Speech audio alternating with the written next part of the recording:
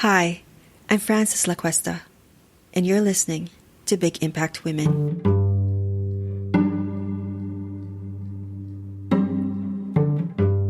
This podcast explores what it's like to live life in purpose, to discover our unique gifts, and be a contribution to the world. Each episode features conversations with courageous women thought leaders, spiritual teachers, authors, artists, and social entrepreneurs on making an impact with their work, navigating through the challenges and struggles they face in their lives, and the lessons they learned from these experiences. We must take the time to listen, to pause what we are doing, to make time, even if it is 1 minute a day. A lot can be heard in the internal movement of the body, like what is moving within you or not moving within you. There's so much information in that to just pause and breathe into your physical being and notice.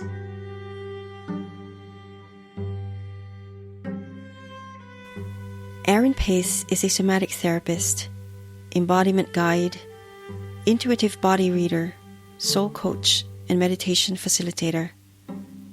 I consider her a body whisperer. She is a way of making the body feel held and safe. In these times of anxiety, Erin's work is vital in helping women feel comfortable in their own skin and expressing themselves fully through movement and body work. Erin developed the responsive body practice as a way to gracefully access and integrate mind, body, energy, and spirit for healing and sacred wholeness. Her warm, soothing voice feels like an embrace, her presence palpable. Working with Erin is a gift and one that needs to be experienced.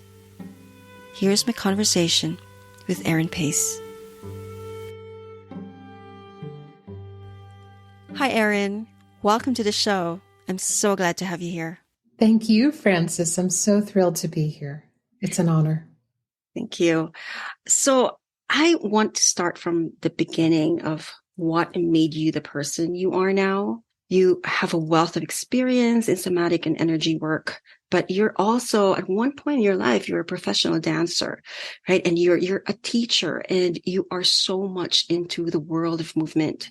But what I'm really curious about is, how would you trace this love and deep understanding of the body in the earliest part of your life, which is your childhood? So can you share with us a little bit about this journey and how it manifested already when you were still a child? Yeah, what an interesting question. I've realized I've been studying bodies in motion and emotional expression and processing in bodies for as far back as I can remember. And I didn't even know that that's what I was basking in, really. So I started, as you mentioned, as a dancer. I did Irish dancing and Scottish dancing at the very youngest age. And then I moved into professional ballet. And I was in the discipline of ballet for a long time.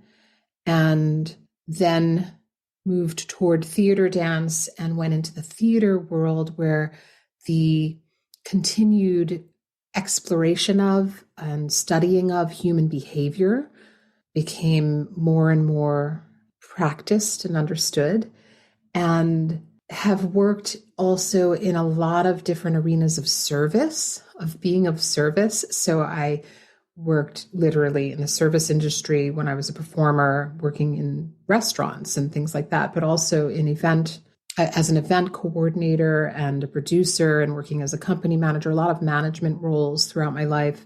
And eventually I ended up teaching. I had taught different types of dance throughout the years to different ages, meaning I taught 20-somethings in college. I taught children a little bit later.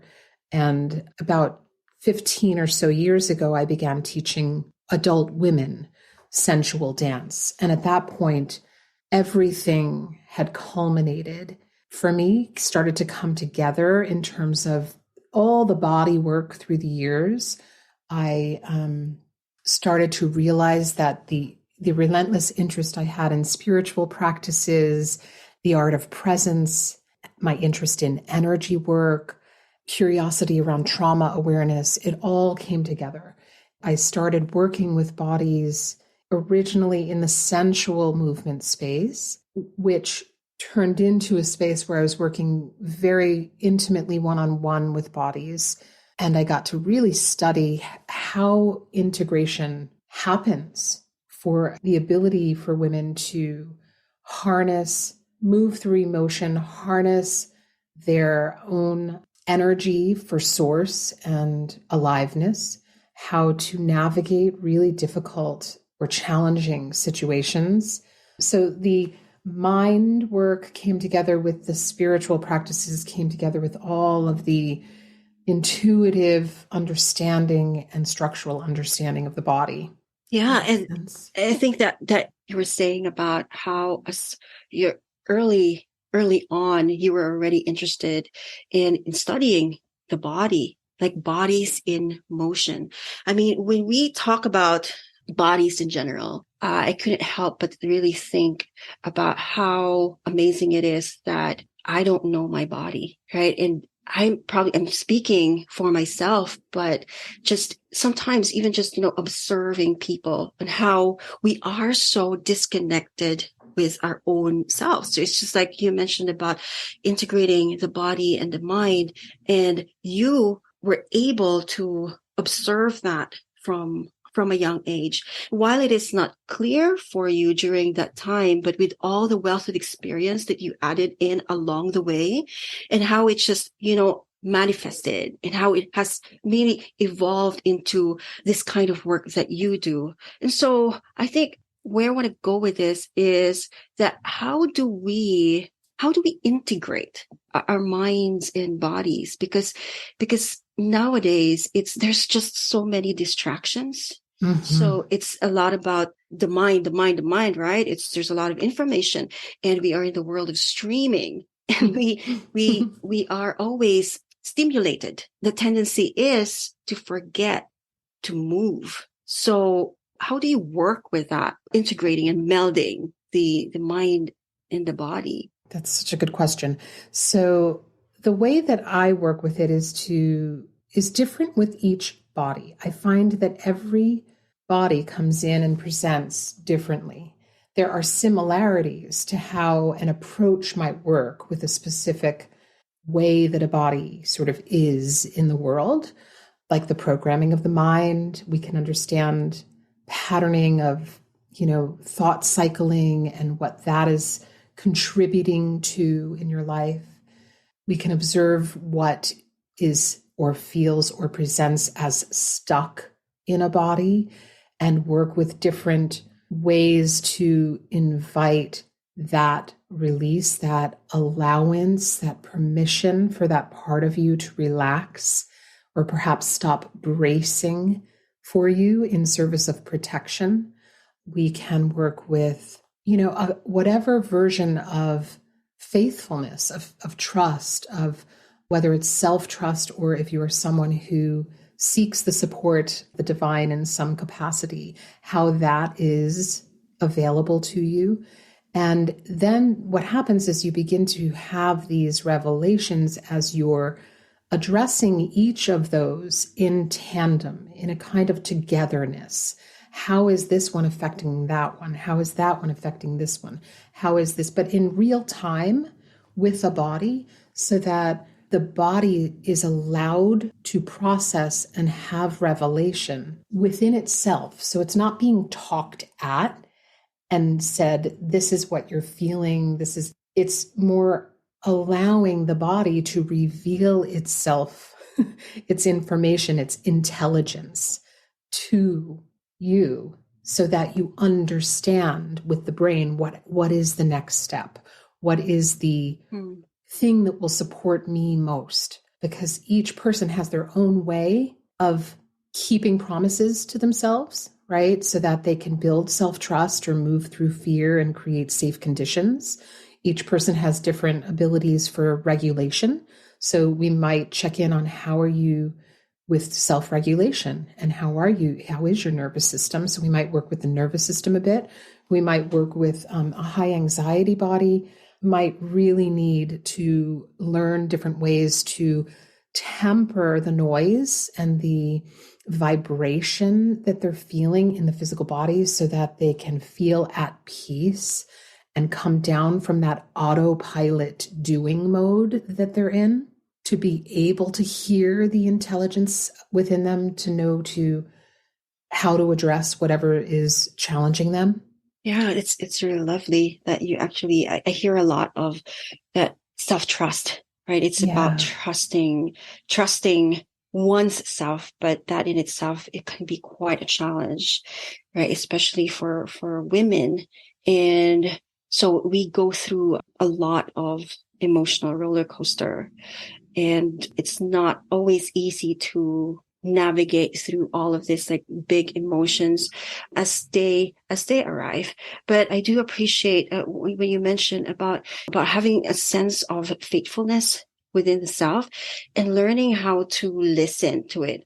And also you pointed out about how each body is different and how each body is different and has a different way of allowing. But how do we break through that wall? Because there might be some women who are more open, but there's those who are also a little bit closed off. And I think that also goes back to not knowing just yet, right? That because our body's like vessels, and I know with the work that you do, it's also trying to understand what are symptoms that come up, right? So I'm speaking for myself. Like, for example, on my end, it's just I have this really painful chronic pain on my upper back, and I've been carrying it with me for a while now.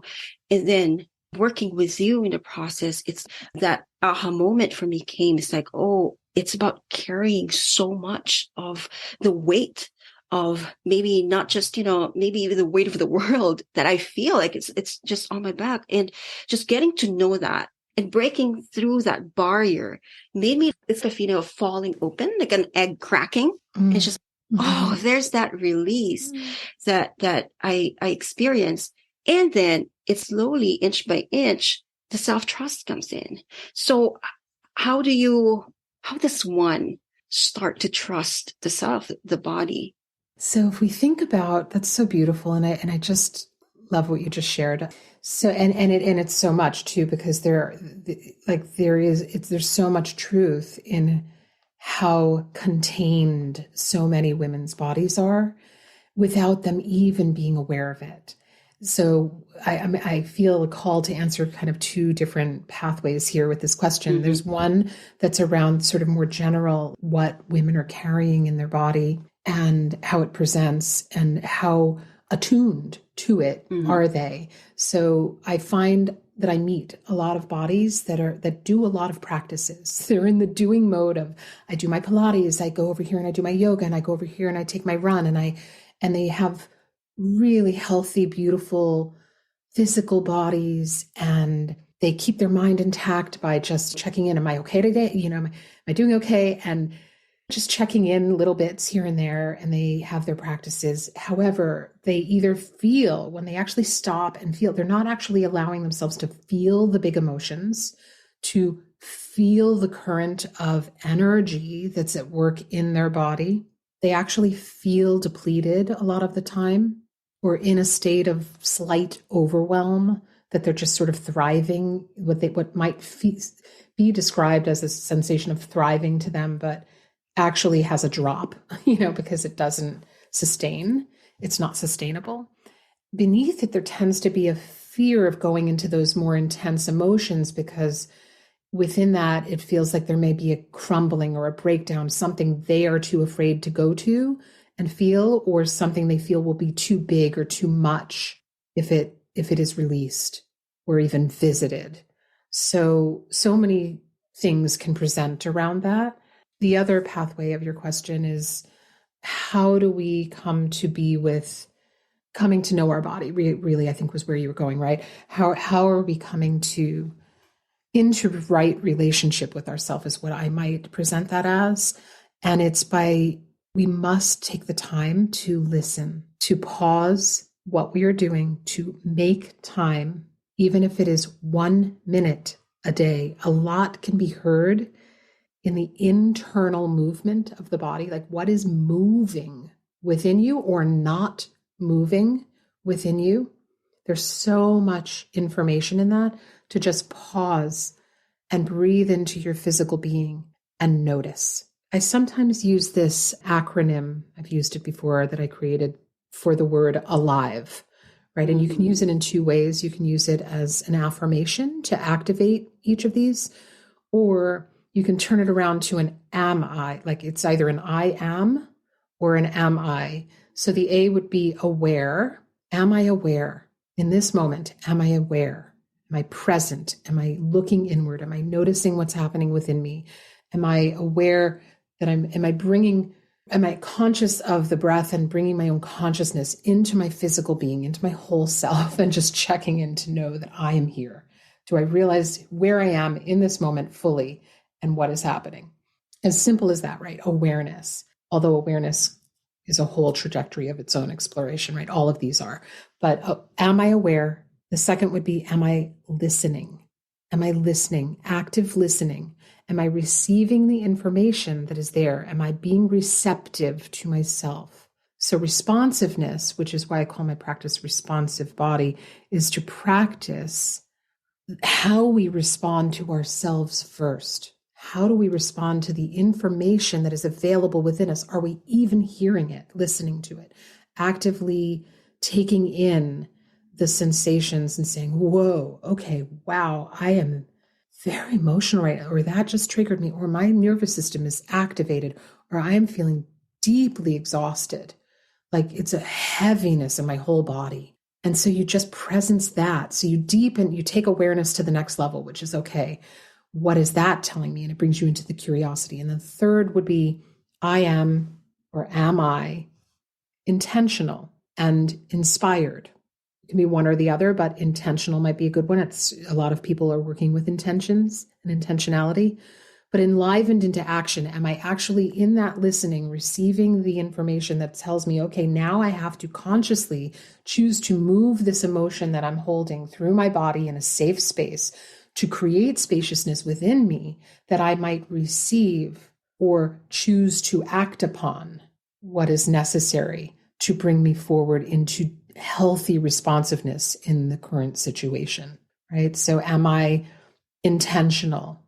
Am I making the choices and with consciousness, with high level consciousness, to be able to bring me in the direction of clear the space that I might be open to receiving, open my heart to? If I can't, because we have to notice what the barriers are and be with them in order to clear the space. Like, then there's the work. That's like the workspace, is that intentional part.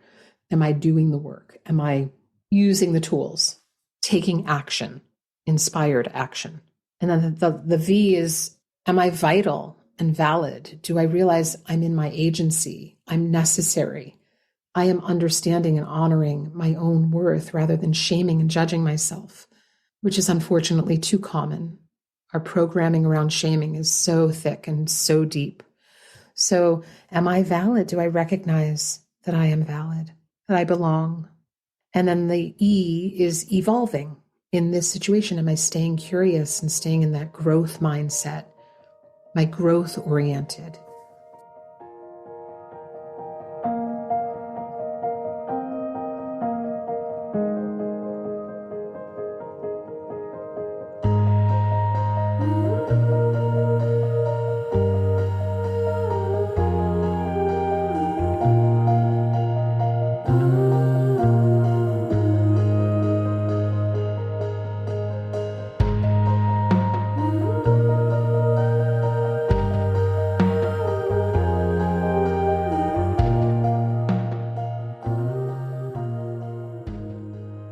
This is absolutely like beautiful. There's just so many here. There's a lot of takeaway. I mean, the acronym A.L.I.V.E, it's something that, one can integrate or incorporate in our daily and making it a daily practice at the same time. You mentioned even just for a minute, take that time to actually really get within yourself. And on the first point that you said about, we have a checklist that, oh, I did my yoga today, or I meditated for 15 minutes today.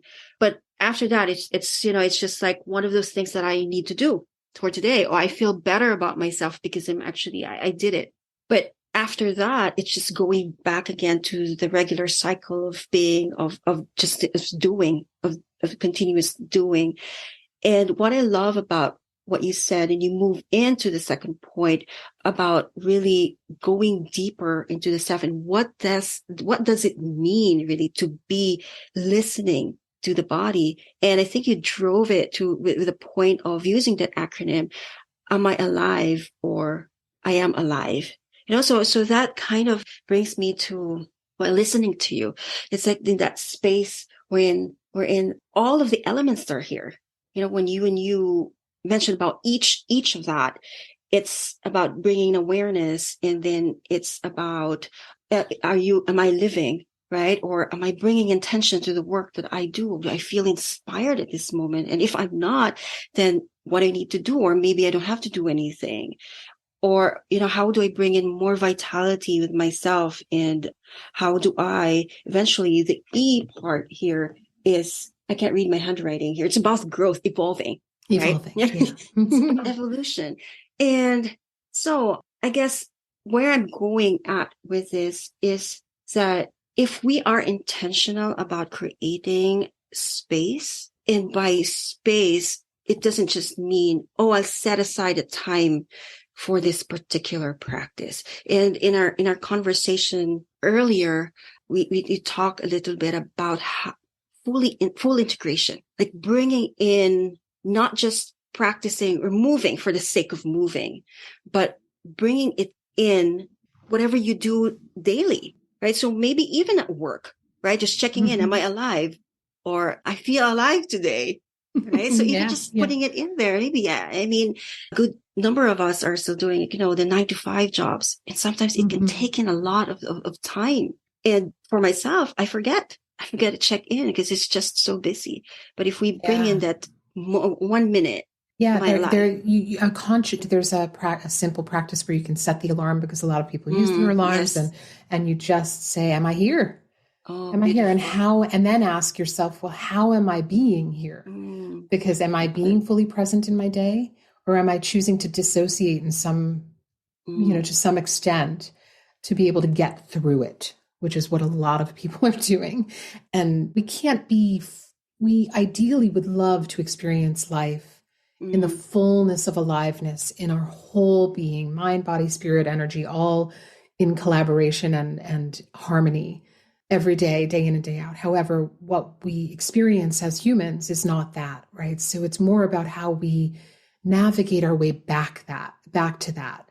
How do we keep homing ourselves to that as lived experience in the moments of challenge? And so we have to have our practices to be able to understand and identify what we're homing ourselves to, so that, like a compass, we know our way back.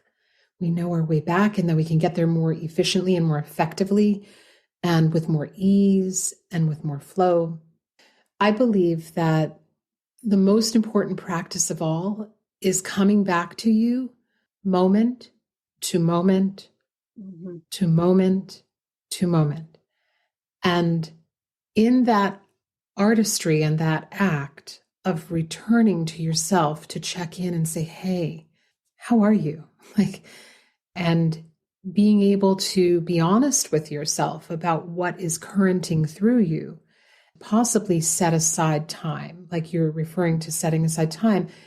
We set aside the time to do the things, and they nourish us in certain ways. How can they become whole-bodied experiences as opposed to separate practices where you're kind of almost a different part of yourself at all of those places, right? So there's the invitation to just be with you everywhere you go, but be with you fully, in full reverence. And then when you recognize, I find that setting aside the time for emotional expression is really important, particularly for women, because that's what they don't do. They set aside time Mm-hmm. for the run, for the workout, for the movement, and they're not looking at what's moving on inside of Uh-huh. themselves. They're just like not Right. necessary. Not that not all women, but obviously just a number of women out there in the world who unfortunately are carrying these unexpressed emotions because they were not allowed to express them. There was no permission. They've been shamed if they were too emotional or too sensitive or anything like that going on in their upbringing or whatever influenced them, and all the different things that are deeply carried within us as women. If you want to get into anything around lineage, but just what we're carrying cellularly in our bodies, let alone what you may have experienced in your lifetime to your body. We're just hosts to a lot of emotion. And so setting a time aside to be able to feel and flow that and feel safe feeling and flowing that can be epic for integration, because it clears the body of what's being held. And so the body can unbrace itself and start to loosen and become available to receive.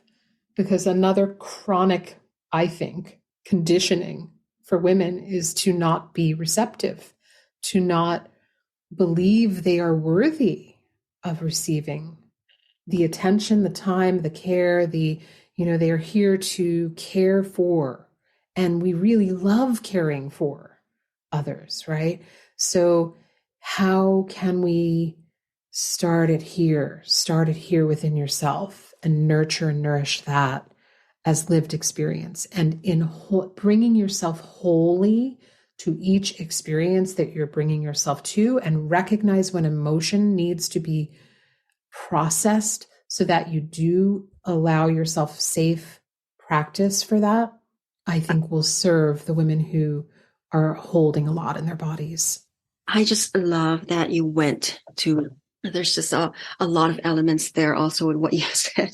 I'm just writing furiously right here. As I said, I'm a note taker, so I just absolutely love it.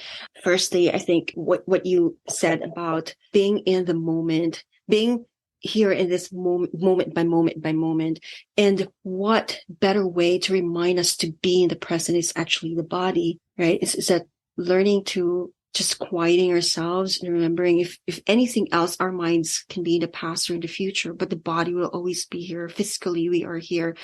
And I think that's why it's very essential to tap into that and not forget that the mind and the body are actually one, and we'll have to find, that ways and how they can balance each other and work together into making as humans as vital as we could. And also to the point where you said about the women having to the chronic conditioning, right? That we have, that is within us, like cellularly, like we feel it. Even if it's very unconscious sometimes. And you mentioned about, some of these unexpressed emotions, and a big chunk of that is actually like, there's the shame, and there's that fear also of not allowing ourselves to receive, because we're always we are the givers, the nurturers, the giving mode. So I just absolutely love where you went with that. And now that we live, in a time wherein the world around us is just very triggering, right? There's so many things happening at the same time, right? And how is it like to be a woman living in this day and age where it's just, I feel it's a great anxiety. And you talk about the overwhelm, but just the external things out there. We haven't even got it over completely with COVID. Like what happened 3 years ago. We are going through a series of, like, there's war, there's climate change, and everything else right now that's going on, plus our own personal issues and responsibilities we are taking in. So you said something about safety and giving ourselves that permission. How do we as women create this kind of a safe space, a safe container within ourselves, even if outside of us, it doesn't feel safe, or even in our bodies, it doesn't feel safe. Wow, well, you just touched on so many beautiful things. Yeah, there's, when we think of safety, it's usually associated in some way to fear.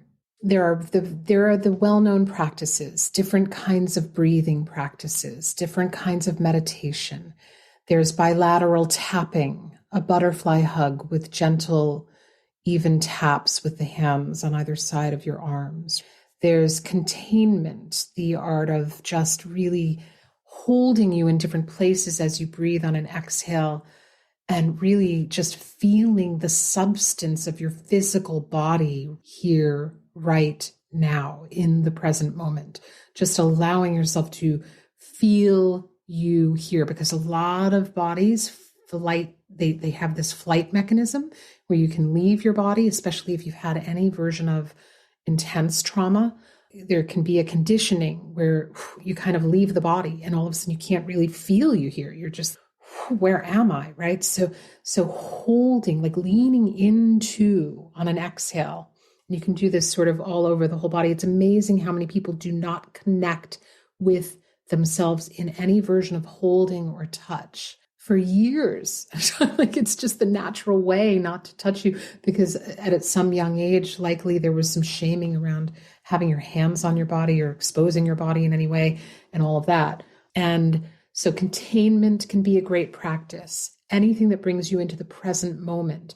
You can set yourself up with imagining a peaceful place or a safe place, and imagining setting that up, installing it in your within your nervous system, so that you have this imagined place you can go to, where immediately when you envision it, you can feel all the sensations. You can feel the energy of water if you're someone who is calmed by water, if that comes into your imagination. But you can install that imagery, including all the sensations, what you might smell there, or taste there, or hear there, or see there.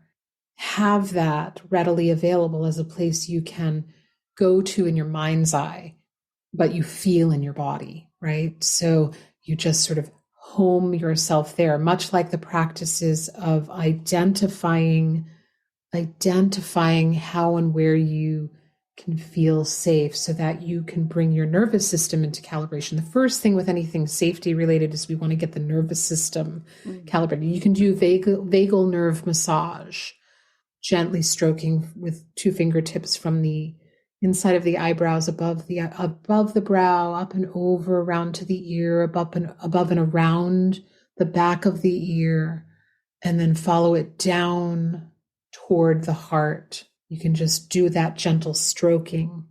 You can do tapping, where you tap different parts of your bodies. If these are available, you can find them by following the Google to different videos that teach of tapping, which is pretty. Gabby Bernstein has those too that are super easy to locate, to help you just calm the system and bring your system into calibration. So on the most basic level, those sort of nervous system calibrators would be, or homing techniques would be what I would suggest for just feeling immediate safety in the body. But to nurture safety in the body, you want to keep practicing your own experience of self-trust. And that comes up in extraordinary, like all different kinds of ways. So when we work with the body, it might be allowing structure. Like, so I might give a body some structure, some specific kind of motion or movement to explore. And then once they feel the nature of that in their body, and how that is safe in their body, as in, within integrity of movement of the body and the structure of the body, then you invite them to feel how they might access more pleasure in experiencing the movement, right? So that they can actually begin to feel the internal sensations and follow their own energetic flow that's moving in the body, so that they can access ease and flow and follow in a way that's true for them, and that actually brings their experience of that goodness and pleasure. Like they start to feel more pleasure just being with themselves and being expressing as themselves in that motion. So something as simple as that can build self-trust. Mm-hmm. Because a lot of women who come into sensual movement, for instance, who came into the sensual movement space specifically for that kind of an experience. I want to awaken my sensuality. I want to be connected to my body. I want to experience, but they saw it as a movement class. We don't realize what you're unearthing when you ask a woman to touch her body who hasn't touched her body in a long time with real presence, right? Of acknowledging the beauty of her own self because she sees it in everyone else, but oftentimes is simply in the negativity bias of just like, shaming herself or judging herself in some critical way. She has that critical eye constantly on herself, but not necessarily on others. So how do you bring yourself back into the connection with love for your physical body? And that alone can be deeply emotional and also deeply relieving for bodies because all of a sudden, wow, they can breathe more deeply, they can feel more deeply, and they can begin to trust themselves. Because when you allow access to that flow and that it's like an internal intervention. When you allow that within a feminine body, all of a sudden that she can feel access her own intuition and begin to move from there and begin to trust, okay, no, that's mine. That's me, right? I'm here, versus where the mind is leading and you're kind of associating with what other people are telling you or thinking. So when you're going into your own intelligence of your body, you're opening yourself up to the possibility of trust.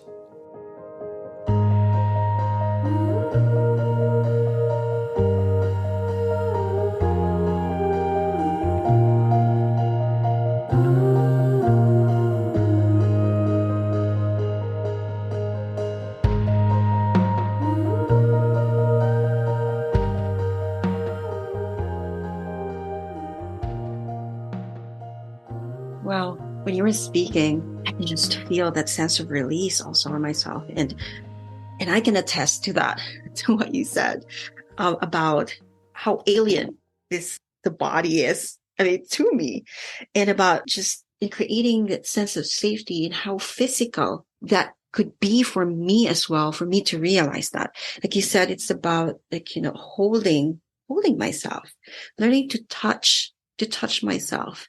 And you mentioned about there's that shame in there that it feels like, why, right? Why do I have to find pleasure?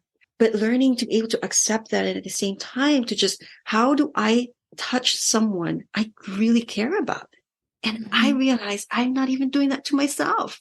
So it could be just how I touch my hair, maybe, right? And how you also say that it's just touching, and at the same time going to the heart. And this, this space, whatever the heart means for you, is like, it's, for me, it's this sacred space that's holding it for me. And it is where all of those really heavy emotions come in, and it's, my chest tightens each time and it gets really, really rigid and stiff. And so that feeling of release, that I have the ability within me to make myself feel safe. And I give myself permission to bring myself this kind of safety and trust. And that kind of like opened a certain like, whoa, it's like an aha moment again. It's like, wow. And look, right. I've been just like outside, it's external. I'm just looking outside, but I'm not looking within. And I'm here, this sacred vessel, and recognizing the feminine part of me. And so that's really beautiful. And you mentioned about the responsive body practice. And this is, I think I can call it, it's like a method, right? That you have created and developed yourself. But, you call yourself like an intuitive body healer. But working with you, Erin, I consider you like a body whisperer because I feel my body's stiff. Like whenever there's like dancing or in motion, I'm like, I want to dance too. But at the same time, it's like, I'd rather not. I'd rather just stick to, but even if, I feel that rhythm and that beat, I don't want because it looks stupid. But then there is that, again, that sense of allowing and permission coming from you when we were working together about me just being in that rhythm and flow of my own body. And I tell you, that really was so liberating. That experience was so liberating. So going now, what is the responsive body practice? And a part of this, maybe you already mentioned a little bit, touched on it a little bit in earlier, but yeah, if you can tell us what it is. Yeah. Thank you for asking and just celebrating the freedom that you accessed in your own body Yes. and just the beauty of witnessing that. Yeah, it's a practice of deep listening and explorative movement or other kinds of practices that inform responding in life from a place of pure love. And I really mean pure love. The core of all of us, I believe that at our very core, our essence is love. And we all want to be seen and heard and felt and of value in some capacity, right? And the way to bring that into the world, when we talk, I sometimes talk of it as sacred embodiment, but embodiment is a tricky word these days. Yes. There are a lot of definitions around the word embodiment. So to bring a little context, I like to think of embodiment as how you be with you first. So right relationship with yourself. How are you with you? And how are you with you? Like, how do you speak to you? How do you pay attention to you? How do you feel you? How do you honor you? Are you whispering meanness or kindness? Are you forgiving and compassionate or harsh and judgmental and always in a state of criticism or not even looking at all because you kind of don't matter? Like you're focused outside, like you said, focused on everything out here that has to get done and how you have to show up. And there's some version of that feels like you're showing up to all the things. And yet, how are you? So there's the being with you. I see it as a treasured trinity. There's being with you. And if that is in rightness and wholeness and aliveness, you can then bring that forth into relationship with others directly, like everyone who's in your direct range of engagement. So your partner, your friends, your family, your loved ones, strangers on the street, coworkers, how are you in relationship with them?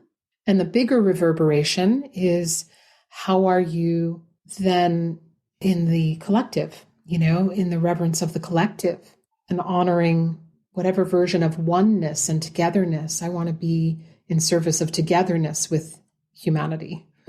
And like you brought up earlier that we didn't really touch back on is, there's a lot happening in the world and a lot of disparity and a lot of separateness and a lot of war, being at war with.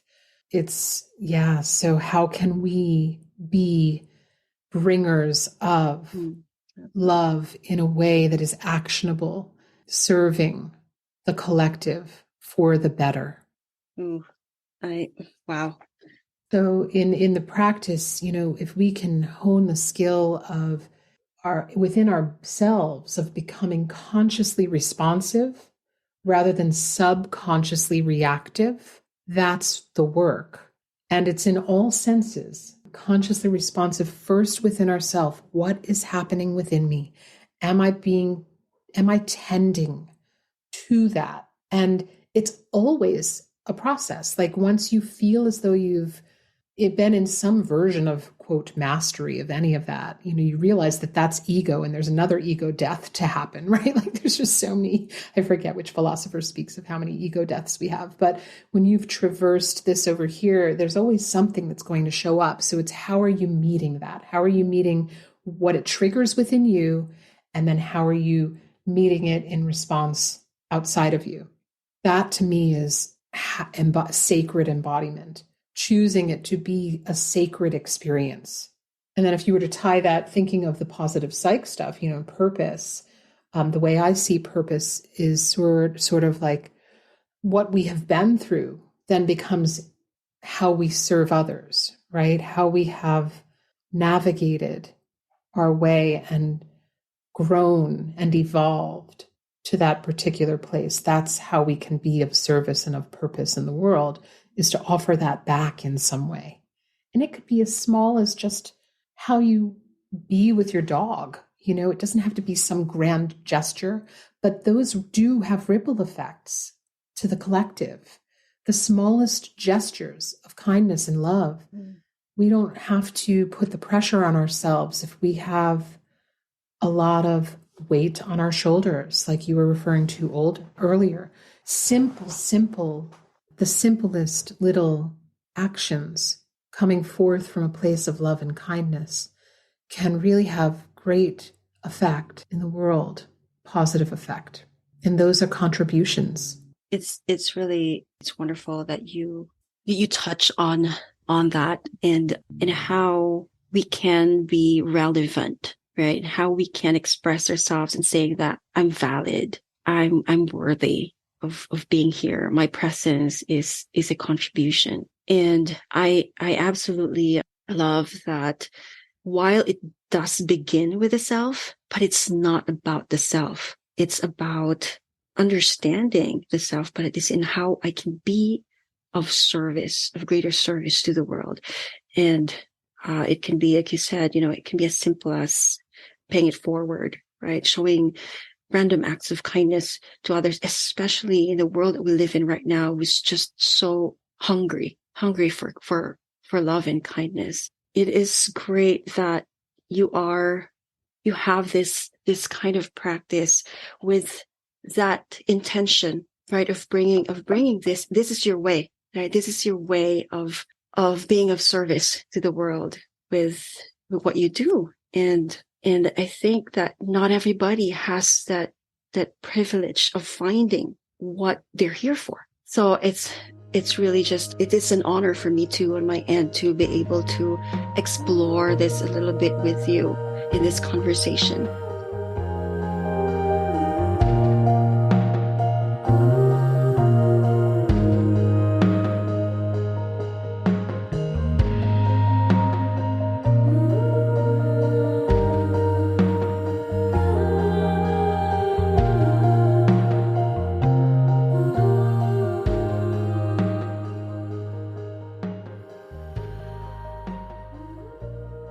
You spoke about big emotions, some of them like unexpressed emotions. We talked a little bit about shame, but there's one form of like emotion that I feel that you have gone through several times.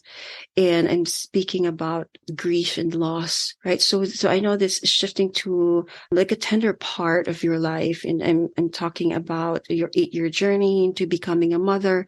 And in the process of doing that, you also lost your mother. And then there was a point like, in time when you lost your sister as well. So can you talk a little bit about, that experience of grief, and if we are experiencing it, and then at the same time, to be in that space where you are when you're also expressing yourself to the world and experiencing it while doing that, how did you manage to navigate through it and not forget what you're teaching, the purpose is?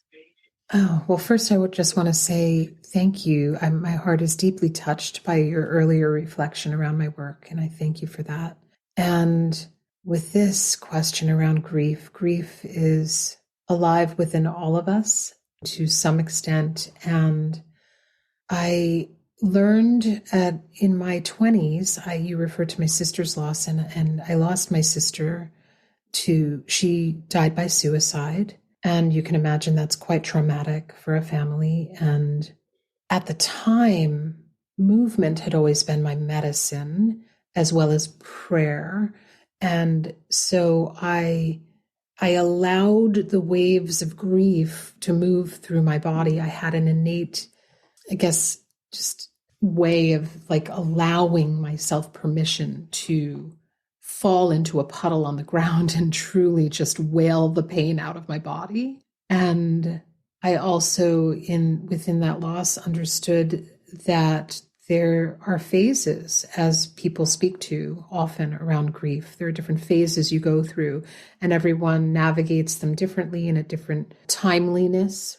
And I find that great loss stays with you, that we don't necessarily say goodbye to that. Like, that doesn't leave us for good. There's something around the way that soul connection particularly existed. You hold that with tenderness if you can access that after going through the process of grief, right? So I honor my sister. Someone at that time gifted me a beautiful candle, someone I was working with. And she said a practice, I believe it was a practice of the Jewish religion. I don't know for sure, don't quote me, but where you can light the candle on the anniversary of the death every year. And I have done that every year since my sister parted, and it's been quite a number of years. And so I be with her presence. I feel her, right? So I honor her by feeling into the light of her being and what she brought to me and to the people that she knew in the family when she was here. So I honor her in that way. I allowed myself to really move the emotion through my body.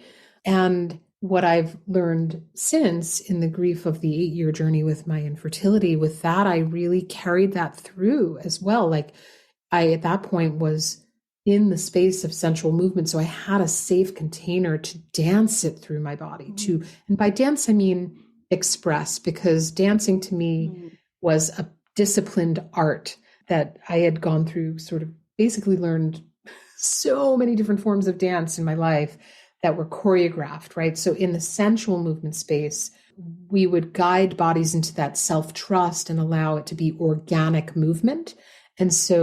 And emotional expression was allowed in that space. And so I actually nurtured that and carried it and extracted it through my body and out of my body through that form of movement. When I was basically grieving every embryo that didn't take, and in a sense, many potential soul beings that could have been here, however you want to see that. But that was a very, very long journey for my husband and I. And we had to go through many processes of acceptance. And I had to take the time for myself, because what I witnessed happening in that world of IVF was a lot of couples just going back to back to back to back to back. That one didn't work. Okay, we're going to do the next round. That one didn't work. Okay, we're going to do the next round. Okay, you ready? We're going to off and running. We're just going to get this, going. And for me, I needed a long period of time in between each failed attempt, and to really have the full, complete processing of, okay, that didn't work. And where's my body and how's my body? And my body experienced weight gain, and I'm still navigating that weight gain to this day. And because I entered then into menopause, and it's just been like this body thing that has culminated from that experience that I'm navigating. And truly, it's being with it rather than at odds with it, right? So with any emotion that feels big, I think the more you can be with it and befriend it and allow yourself the time to say, hey, I know you're here, and have it visit with you, but not have it anchor you or weigh you down in a way that you can't get out of its grip. And the way that I know that works for that is by moving emotion through the body and having it be in a safe place. So whether that is with a guide or through a grief practice, there are grief altars you can set up. A shamanic mentor of mine taught me of a very simple grief altar you can set up, where you can just use one single candle, but you choose the time of day, and you go, like we were talking about earlier, and you go and you visit with your grief.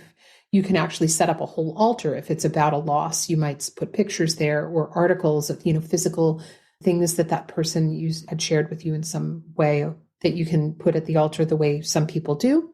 And you can visit with it for 1 minute, for 10 minutes, for an hour, for 3 hours, as long as you feel you can set aside to be with the grief, and you just open yourself up consciously with prayer or whatever version of opening into a space you like to use, and sit with the grief and just give it permission to be felt. And it might be just you sitting there and remembering things, or allowing deep emotional flow, or anything calm, just inviting the presence of that person, whatever it may be for yourself.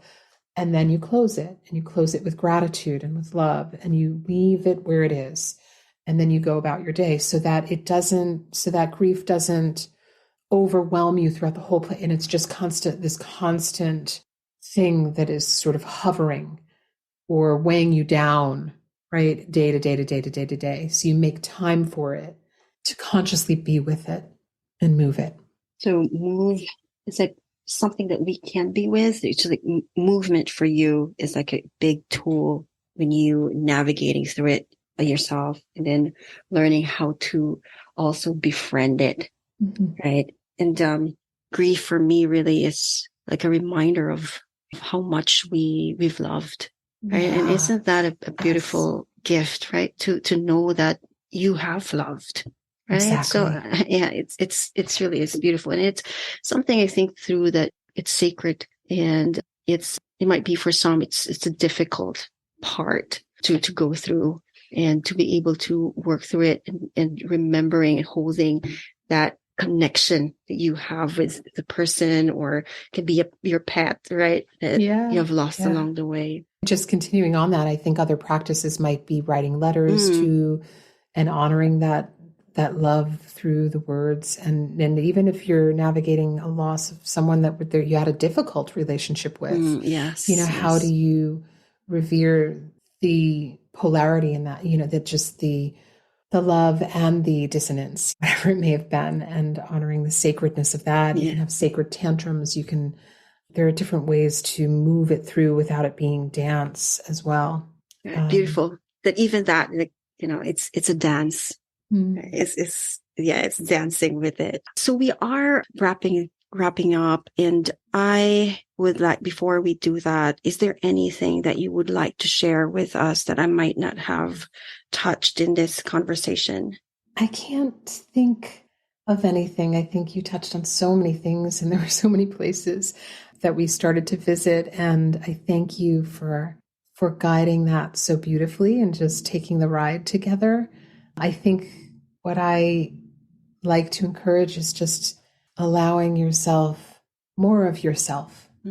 Just allow yourself more of you, and coming to know you. The more you can identify and with you, the truth of yourself, not as other people have told you you are, or who they've told you to be, rather the exploration and discovery that lives just right within you, the more you can bring that forward and experience all the things that you are wanting. You can begin to open up space to receive them, and actually give yourself permission to receive them. Wow, I think that's a great way and that is just learning how to receive and opening ourselves ready to receive. And so while we are in the receiving part, Erin, would you lead us through a short grounding meditation as a way to end this? Yeah, it would be my pleasure. So I invite you to just begin to notice your breath. Just feel the inhalation of air. Follow it where it goes. And follow the air leaving your body on the exhalation.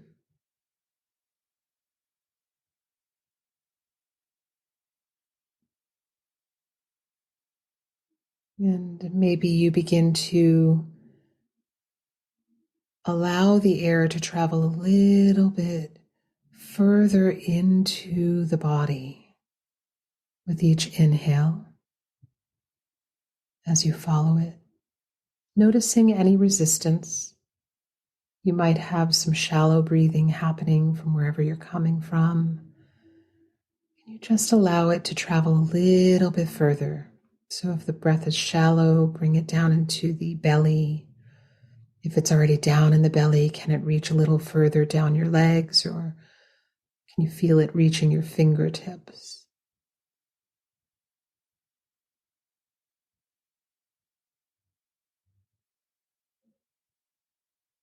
And now with your exhale, maybe you can feel a sensation of a waterfall of energy. So the energy is just dropping.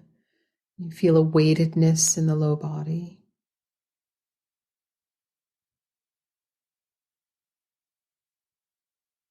Begin to notice the backs of your legs if you're seated, or the whole back body if you're laying down.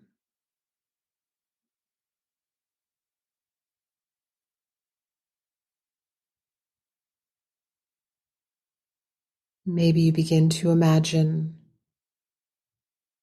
as though you're rooting yourself into the earth energy through any materials beneath you, the chair or sofa or floor, wood, cement.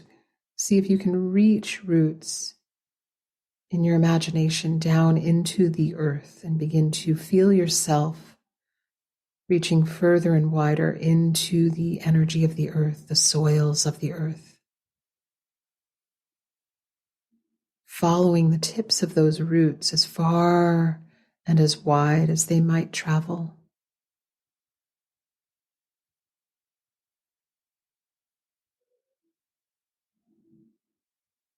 And as you carry the breath on the inhale, might it meet the furthest tips of those roots. You can hold it there for a moment before the exhale.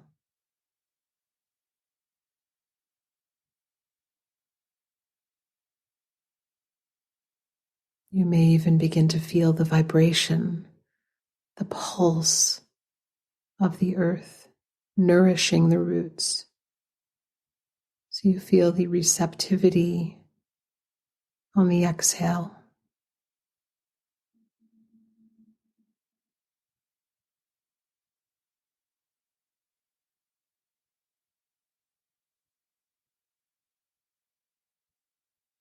And then just bring your attention into your heart. Maybe you can feel the rhythm of your heartbeat without even touching your heart.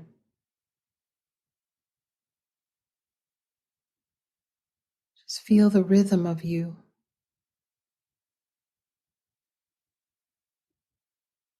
Notice for a moment how the body is working for you, not against you.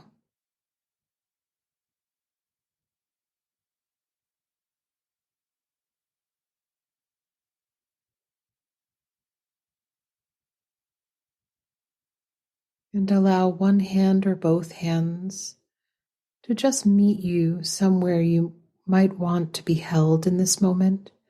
Might be on your belly, might be on your heart, it might be on your thighs or your forehead.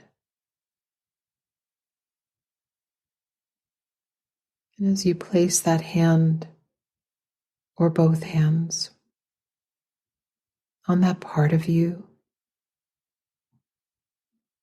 begin to breathe directly into that part with a little more consciousness, a little more direction of the air.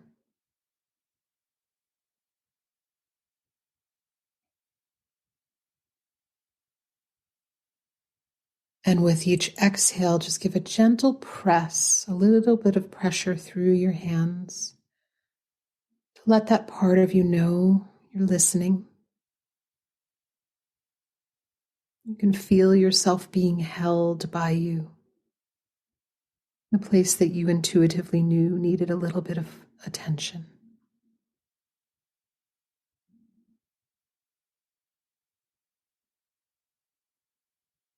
And if you're comfortable allowing on that exhale, as you give that gentle pressure, a little bit of sound out of your body, the sound from that part of your body, knowing that energy moves through breath, sound, and movement. So allow a sound out if there is one.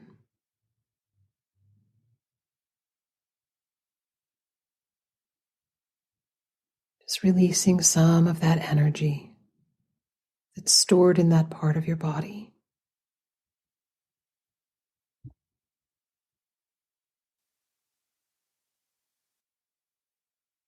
Just do that again a few more times. We don't like to leave the parts of us too quickly.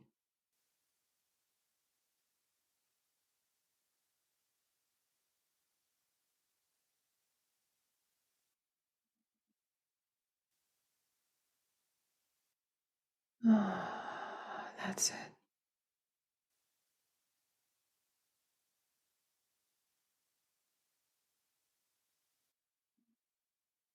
And if you could begin to feel the energy in your mind, what does the energy in your brain feel like?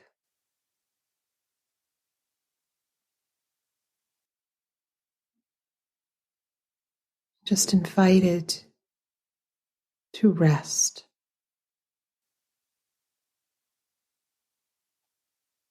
Just give it permission to relax.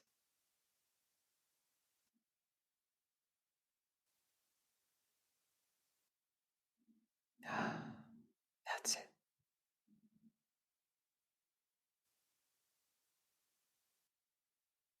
To know that all is well.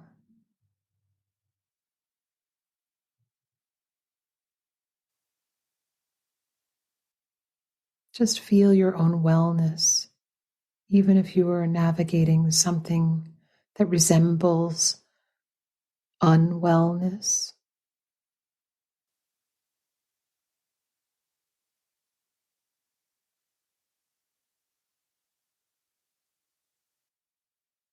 Be with the isness, the wellness of this moment.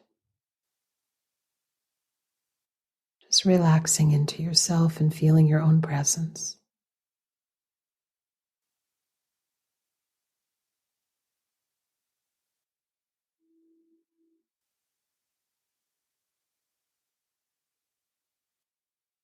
Feeling the resonance of that in your whole being. And then you might take 3 deep cleansing breaths, feeling the roots again. Sighing out any energy that feels stuck or noisy. Coming back into the sensations and noises around us, like the truck that just drove by.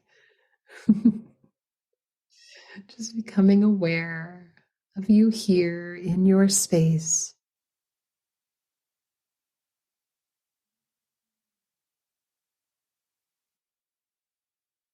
Alive and ready. Thank you so much, Erin. This is such a gift. Thank you so much. Thank you, Frances. Thank you. Such a treat to be here. You're always welcome.